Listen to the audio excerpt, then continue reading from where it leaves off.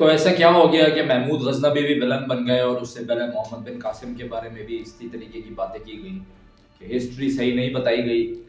दिखाया गया है कि काफ़ी मसले मसाइल हैं जो हिस्ट्री यहाँ पर लोगों को बताई जाती है। और ज़ियाउल हक साहब के बयान को भी कोट किया जाता है कि उन्होंने तो ये भी बोल दिया था कि पहला पाकिस्तानी मोहम्मद बिन कासिम है।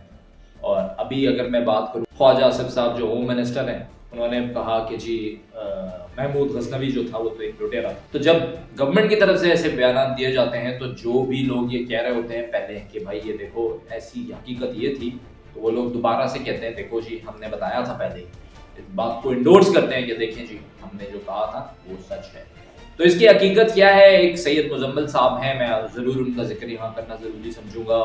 मैं उनकी वीडियोस खुद भी बहुत शौक से देखता हूँ। उन्होंने पूरा प्रोग्राम किया है, आप अगर देखना चाहें तो वो यूट्यूब पर आप देख सकते हैं। तो मैं अपना भी यहाँ पर तज्जिया देना चाहता हूँ इस बारे में कि क्योंकि महमूद गजनवी की अहमियत इसलिए है, हमारे जो मिसाइल हैं उनके नाम भी महमूद गजनवी पर ही, जो गजनवी मिसाइल हैं वो उन्हीं के नाम पर हैं।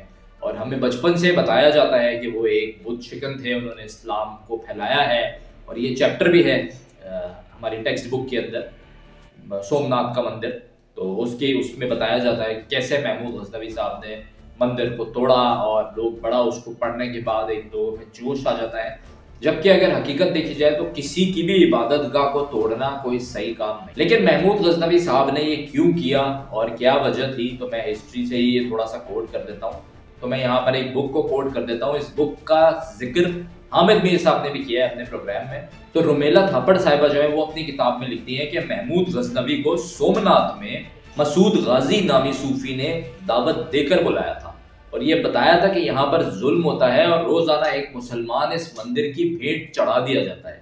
तो ये वजह थी हमला करने की, जो रुमेला थापड़ साहिबा ने भी अपनी किताब में बताई है। एलन ब्रू ने 1842 में महमूद गजनवी को लुटेरा करार दिया और ये बताया कि जो उनके मजार के दरवाजे हैं वो सोमनाथ के मंदिर से चुराए गए हैं। फिर ये दरवाजे उखाड़ कर लाए गए तो पता लगा कि इनका कोई ताल्लुक नहीं है सोमनाथ के मंदिर से, और मजार के जो दरवाजे हैं अब वो आगरा के एक म्यूजियम में है। इसका जिक्र भी रुमेला थापड़ साहिबा ने अपनी किताब में किया हुआ है। तो अगर इन जनरल कहीं पर भी जंग होती है तो जंग के बाद जो भी सामान मिलता है वो एक रूल के मुताबिक लूट लिया जाता है, क्योंकि जंग में कोई भी जंग करने के बाद ये नहीं करता कि उस जगह को बसा रहा हो।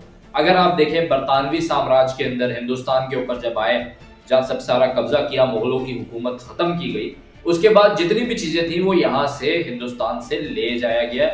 वो हिंदुस्तान से ले गए बरतानिया, जो म्यूजियम के अंदर रखी हुई हैं चीजें। और ऐसी आपको और भी कई मिसालें मिलेंगी कि जब जंग खत्म होती है तो वहां का जो सामान होता है वो ले जाते हैं, माले गनीमत को लूट लिया।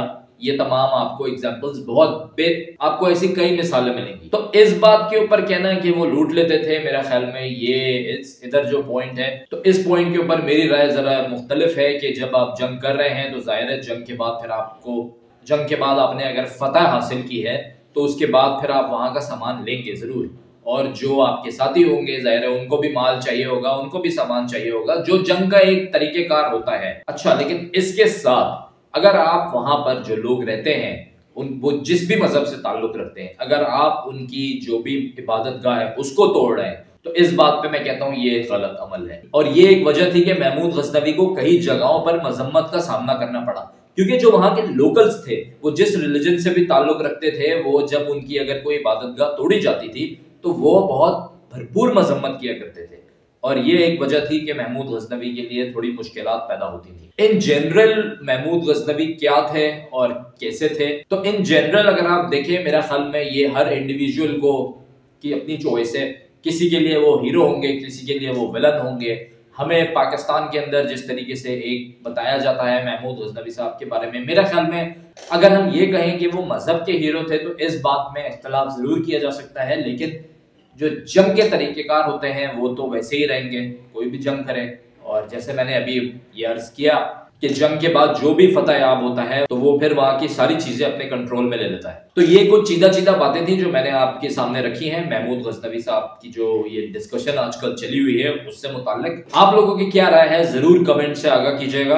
अब थोड़ी सी बात हालात हाजरा पे कर लेते हैं। तिब्बत में जो जल्जला आया है, 100 लोगों का बताया जा रहा है अभी तक कि उसमें लुकमा अजल बन गए हैं। उसी के साथ यूएई ने जो हमारा 2 बिलियन का जो हमें डिपॉजिट दिया हुआ है वो जरा एक्सटेंड कर दिया है कि हमारी इकोनॉमी जरा बेहतर रहे। और अब एक खुशी की खबर भी आप लोगों के साथ शेयर कर देते हैं कि गवर्नमेंट 10 रुपए कम कर रही है पावर टैरिफ में, मतलब जो आपकी बिजली की जो कीमत है उसमें 10 रुपए कम कर रही है। अब ये कब करेगी ये पता नहीं। और साथ ही कोरम एजेंसी की बात करते हैं, वहां पर जो लोग अभी मुतासरीन हैं अभी तक इमदाद का वेट कर रहे हैं, वहां पर इमदाद अभी तक पहुंच नहीं पाई है। कोरम के अंदर जो क्योंकि सड़क काफी टाइम बंद रही है और वहां का कोई एक्सेस नहीं था, तो ना दवाएं हैं ना खाना है, अशिया खुर्दनोश हर चीज से लोग इस वक्त महरूम हैं। तो अब उम्मीद किया जा रहा है कि ये जो यहाँ से जो अब उम्मीद की जा रही है कि यहाँ से जो इमदाद भेजी गई है वो उन तक जल्दी पहुंच जाए ताकि लोगों की जानें बचाई जा सके। और पीटीआई क़यादत और गवर्नमेंट के बीच में अभी तक कोई मामला